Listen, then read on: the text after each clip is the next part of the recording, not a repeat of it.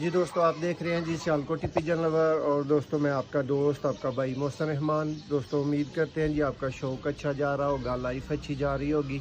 और भाइयों को आज शौक़ करवाएंगे दोस्तों एक नया तरीन दोस्तों घर के चपड़े ब्रीडर नर का।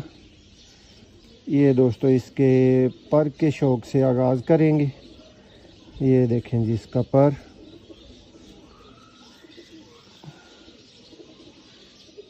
ये चेक करें, बहुत आला दोस्तों कटिंग में, बहुत आला शेप में, लेंथ में। ये बाहर के 3 पर, ये दोस्तों इसकी तेल, ये दोस्तों इसका पंजा। और दोस्तों इसका दूसरा पर भी आप भाइयों को दिखाते हैं। देखें जी